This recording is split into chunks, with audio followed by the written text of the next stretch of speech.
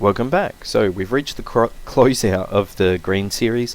A lot of the stuff that I've glanced over, that is good for further reading if you want to be a Top Gun. So I'm just going to cover off the details that you need to know, but I feel that this exercise, even with a little bit of complexity, will give you kind of an idea of what it means to fly in a more professional manner rather than just doing barrel rolls into the ground.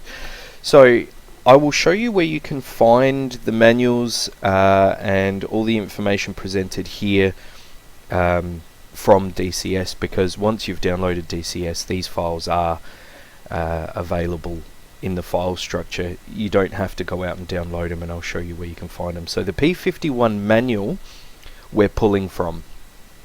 However, the P51 manual is also found in the Trainer 51, and we're going to use the Trainer for this exercise. If you have the P51D, you can use that for this exercise, but I know that the Trainer is free, so you're going to have it if you have DCS. Now, the engine in the P51 is more powerful, and if you've got both modules, you'll be able to tell, because when you're coming in for landing, if you adjust that throttle, you'll be able to see the torque and how much torque the P51 has over the Trainer. It's such an incredibly powerful engine. You can really feel the roll in that when you make adjustments to the power levels. Now, these old Warbirds, they didn't have the systems that we've got now, so they're not going to give you as much information, so we're going to have to work off of, do some conversions and that kind of thing, which will give you a bit of an idea of what's going on, what it is you need to learn, and how things function while piloting. There is a bit of math involved, I do apologise, but that's just the way it is. I'm not a big fan of math either. But these old systems, it was also during a weird time where they didn't, I don't know what was going on. I don't know why they used miles instead of knots. Maybe there's an interesting story behind it. The reason we use knots is from this little Wikipedia excerpt that I've, however you say that, down the bottom.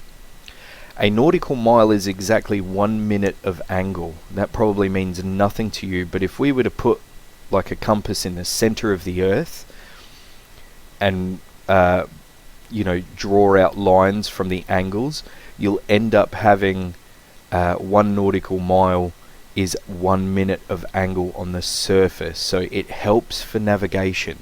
So I think it's something like, if you do 60 nautical miles, you've actually traveled an entire bar of latitude or longitude, something like that. So it does actually come in handy, and that's the reason why we use knots. Knots is very handy for navigation. Now, just to go back to what I was saying before, I didn't mean to kind of move off on that, but the engine settings that we've got are for the P51D, not the Trainer, but we're still going to use it for the Trainer, just to give you a bit of an idea of how these old Warbirds work. You can do it if you want, you don't have to do it, but this just gives you a bit of an idea of what's involved with those old aircraft and how to keep them running, how to keep them performing their best. So 1 knot is 0.86 miles, and the reason why we need to discuss this is because the old P51 speedo is in miles per hour, not knots. So I'll give you exercises to do while we're doing the practical, just to kind of nail home a few concepts. There's one really good concept that we're going to be coming back to when we deal with radar.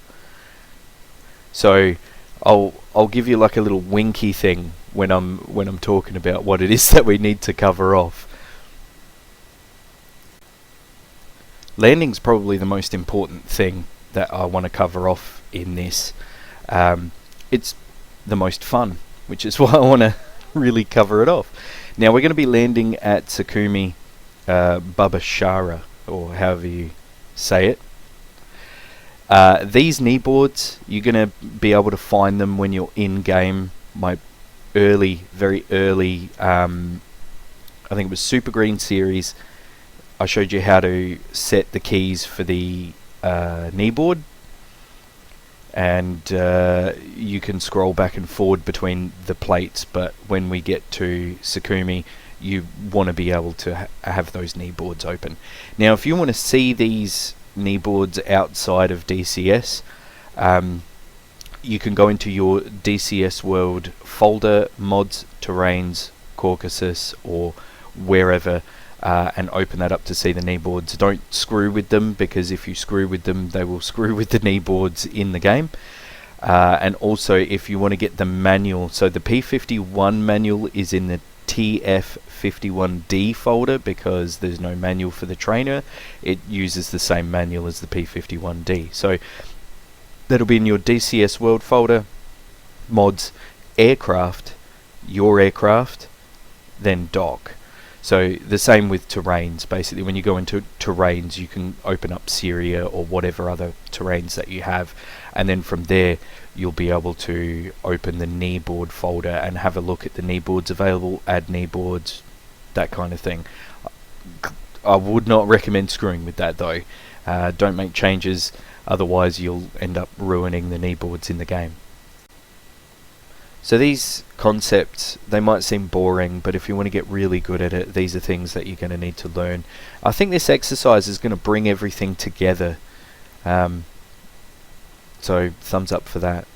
What we're going to do, we're going to have the kneeboard open, and because we're only getting miles out of the P51, if you like, you can actually set yourself up, you know, maybe Google some conversions or something like that, and then write yourself a little list like I have down on the bottom left there, where 200 miles per hour equals 173.7 knots, 210 equals 182. That way, if it falls between 200 and 210, you can make a, you know, guesstimation of maybe 179 or something like that quickly without doing the full math. And extra points if you work out how long it's going to take you to get there from point A to point B, which you can't work out yet. I haven't told you where we're taking off from, and I haven't told you what altitudes and stuff we're going to hit yet. And we still need to go through those power settings. So we're actually going to go through a very basic flight planning in order to do this exercise, just so you can get an idea. And yes, it might seem boring. Some people might find this exciting. If you find it exciting, then DCS is definitely the game for you. Yeah, anyway, so let's move on. What we're going to do, when we get a visual on Sakumi, we're going to radio into ATC, but we're going to ignore their vectors, because generally what they do is they say, hey, travel 129 for whatever, this many miles, that kind of thing. We're going to completely ignore them. We're just going to use the entry and exit point. The reason why we're doing this is I want to get into your head as well that when you're landing, you need to be at between certain heights and that kind of thing. It's also good to be aware of some of the airfield rules, just so you know that they do have not above or not below, between, that kind of thing. So what we're going to do is we're going to hit the entry south point, not above 2,000 feet. We're going to be below 2,000 feet when we hit this. Now, because we're only new, I'm not going to worry too much about doing the whole conversions, how high you are, the pitot pressure, that kind of thing. Just as long as you keep an eye on your altitude and hit it less than 2,000 feet. So what we're going to do, we're going to take off, climb to a certain height. I want you to set those settings, particular settings in the Mustang. You're going to hold it for however many minutes, you know, maybe count a couple of minutes and then start descending, that kind of thing. So you can kind of get an idea of how complex it is to do this kind of stuff. But when we hit the south point, we're going to turn to 059, and then we're going to use minutes of turn to line up on 290, because this runway is actually on bearing 290 according to this plate. So if we hit it at 290, we're going to be straight down the runway. We're not going to be off by any angles. So I guess the next slide, we're going to run through the details of what it is we're going to do, and then we'll go from there. So using the previous mission that we made in the Super Green series, we're going to go in there, make a few adjustments, and we're going to take off from Batumi and go to Sukumi. So it's estimated around about 75 nautical miles, just with the turns and that kind of thing. So that's around about what we'll be working with. So the bearing off the coast to the entry point south is 399. So we're going to try and get as close to 399 as possible. What we're going to do, we're going to climb to 17,000, and as you hit 17,000, what you're going to do is you're going to put your RPM at 2,400. You're going to put your manifold pressure to 36. The other numbers we won't worry about too much, because, well, that's really what we're concerned with, is just keeping in the back of your head that there's some extra stuff that you're going to need to do. So what we're going to do is you can have a look at the manual where I showed you, and it'll give you instructions and details on what these all mean, but we'll just have a quick look. So we've got the speedo. Obviously we're going to be looking at that to see what speed we're doing at what manifold pressure at what RPM at 17,000. So if you like, you can work out how long it's going to take you to get from A to B. Engine RPM, I'm just pointing out the manifold pressure and the RPM just in case you've forgotten what it is. Now the one in the center, we haven't looked at that one yet. That's called the flight indicator, but we're going to use this for the rate of turn. If you have a look, there's some lines between the horizontal and the above the horizontal line there. So there's some little notches on the angle. So the first one is 1 minute standard rate turn, then we got 2 minute standard rate turn. We're going to be trying to keep that horizontal horizon line on the 2 minute angle. We're going to try and get it as close to the second notch up. You'll see, I'll show you a quick video of what that looks like. That will be the rate of turn that we're required to take to get on course with line up from the runway from 059. So we're also going to need to look at the rate of descent. So that's the feet per minute climb descent. So we need to keep an eye on that to see whether we're staying level, because remember, we want to come in under 2,000 feet. But we want to cruise at 17,000 feet just briefly. We'll only do that for a couple of minutes. So it's just to keep an eye on your altitude and train you to do that kind of thing. Which, speaking of altitude, the next one that we're looking at is the altitude, which is on the left at the bottom. So you're going to have to keep an eye on that one. One thing I haven't touched on is the startup procedures, but we'll start getting into that with the P51 just for this session, because we'll try and make it a little bit more in depth than usual. When taking off, to counteract the yaw moment created by the torque of the engine, you're supposed to set the rudder 5 degrees right for takeoff. Once you're comfortable up in the air, set it back to 0. So that the rudder is no longer moving the control surfaces. I mean, the trim is no longer affecting the control surfaces. One thing I haven't talked about that you're going to need probably in this, because now we're actually going for a decent flight, is trim. Now, usually what I do is I show you in the menus what to set, but this time I won't, just purely for the sake of time.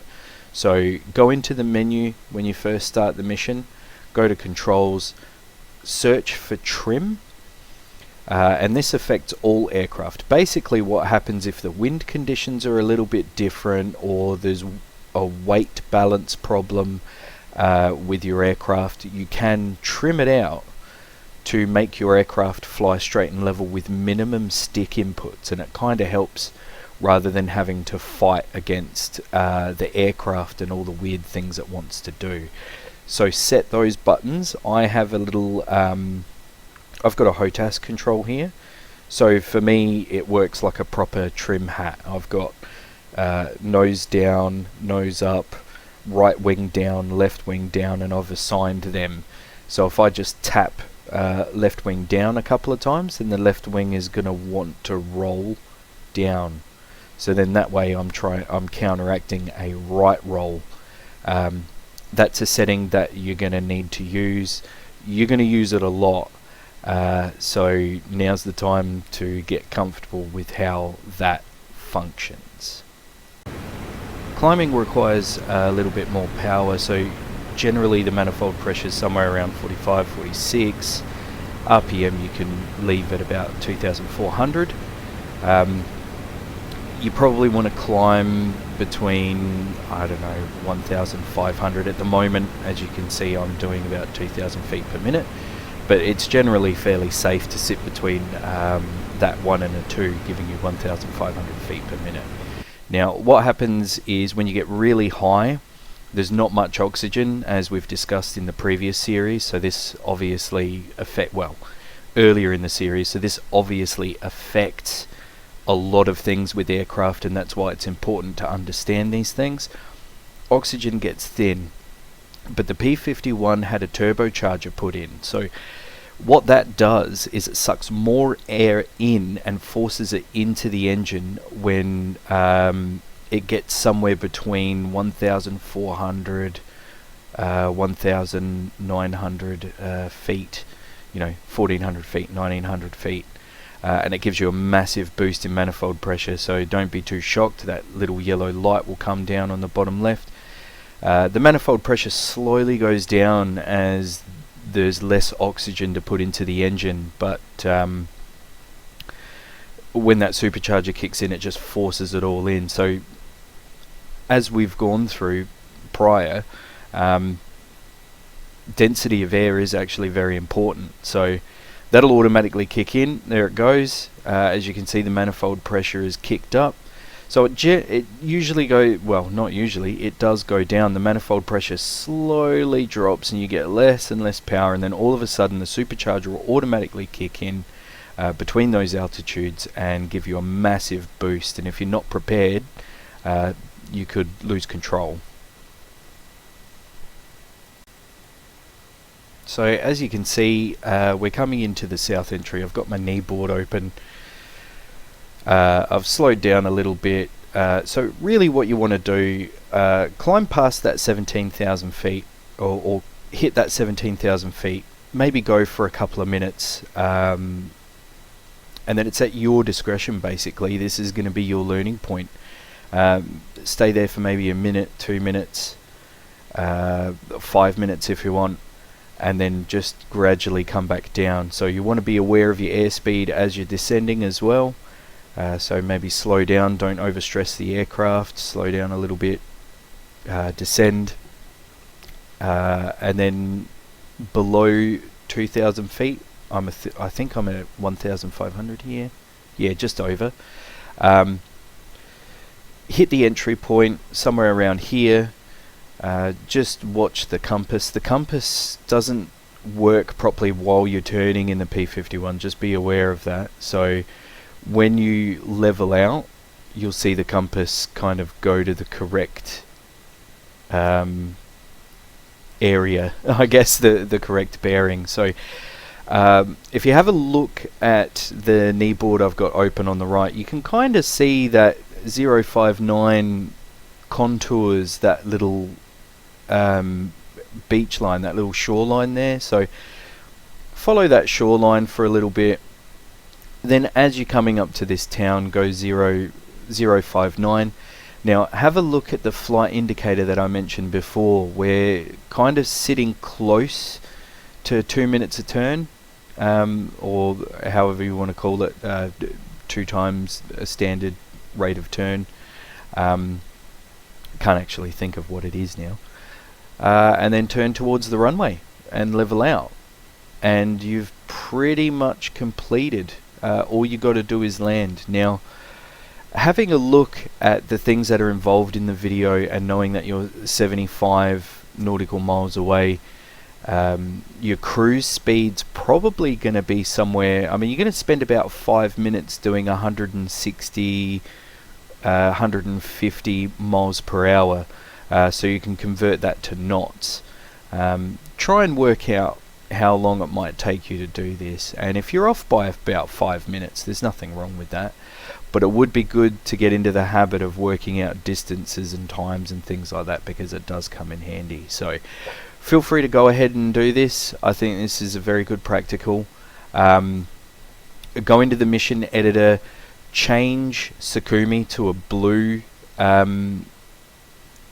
airfield, and then also you want to change B in your radio settings to 129 megahertz, how I showed you in the previous video. So just use that same mission editor, go in and change that, and then fire it up and have a go.